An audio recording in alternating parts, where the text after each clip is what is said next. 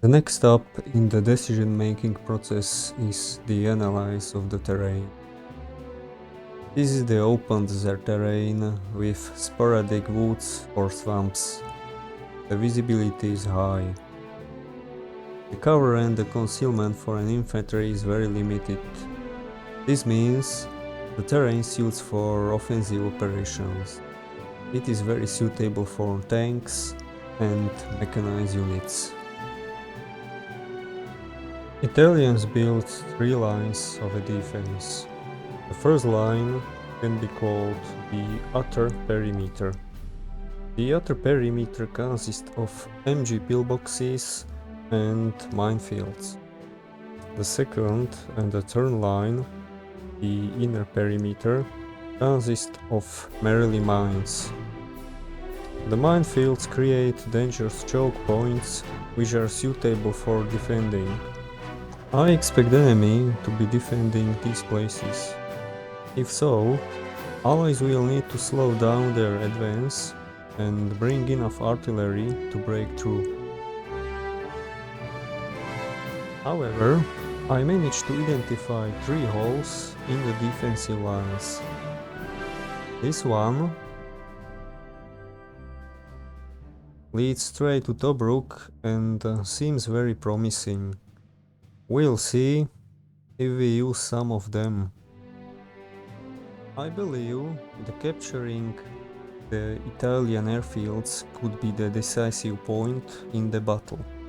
If allies manage to secure the airfields, the Italian Air Force would be without the option of refueling. The Allied Air Force will not waste time traveling a number of turns for refueling and repairing. As we can see, the Allied air squadrons leave the battlefield through an air exit point. They have only one, so the Allies will need good management with the airplanes. Some planes will have to be sent for refueling before the red hexes will start to show for them. There are 4 important roads. All lead to Tobruk. I want to use some of them as much as possible. Now let's take a look at Allied supply points. There is one important fact we need to take into account. There is not any supply point in the left half of the battlefield. So no supply points in the west and southwest. The map offers 8 areas for the deployment of the units. I will not use all of them because, as I said before, I don't want to spread out my units.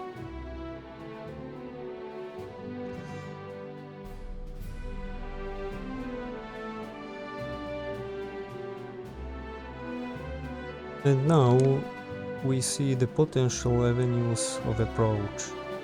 Let's bring all findings from the terrain, analyze and choose the best deployment zone for allies and best avenues of approach.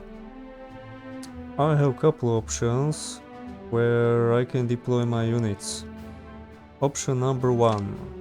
I can deploy my units in the left half of the map, so it is deployment zone number 4, 5, 6, 7 and 8. There is one advantage I can see. I could use holes in the defensive lines. Let's discuss some disadvantages, and there are 2 serious disadvantages for this option. First, the Allied air support would be very limited because of distance of air exit point.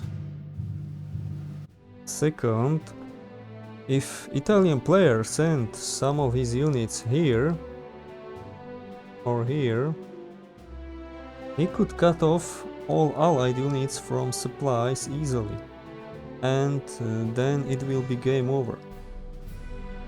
Someone could say maybe Italians will just wait for the enemy. Alright, but do you know it for sure? We need to operate with all possibilities, even if they could see very unlikely.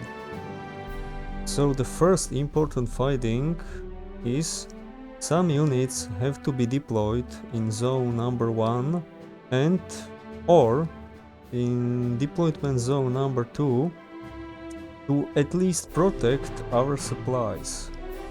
The option number 2. Let's say I would not deploy all my units in the left half of the map, but only some of them. For example, I could use zone number 8. Again, the air support for these soldiers would be very limited. These units could create destruction for the enemy, but they will be isolated from the other allied combat groups. Once the Italian player finds it, he will destroy them. I don't want to deploy in zone 5, 6 or 4 either, because a distance from zone number 2 is still large. The option number 3, and that is the final option for me, I could and will deploy in zones number 1, 2 and 3. There are two disadvantages for this action. First, no destruction for the enemy. I can live with that, it is not any serious issue for me. Second, my units will need to pass several choke points to get to the objectives. I could break through the choke points with speed of my advance or with artillery, air support and engineers. Now let's discuss the advantages. First, I will have secured rear and secure supplies. I will have good air support. These soldiers will get some support from the fleet. I can use two main roads. And last but not the least, the concentration of force. My units will not be isolated to each other, and their numbers will be our strength. The last question is, will I achieve a surprise? Well, that is hard to predict, and that depends what course of action will be chosen by our opponent.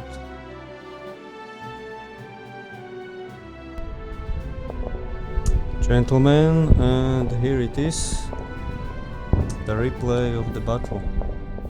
The replay of the battle was saved, and for some unknown reason, it is from a British perspective. Well, the game replay in the order of battle behaves very strange sometimes, it is how it is. I split my forces into 3 combat groups. The first one, left flank. The second one, middle or main battle group.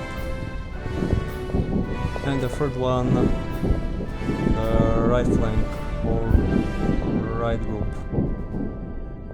I requested my British ally to deploy his ground units here as well.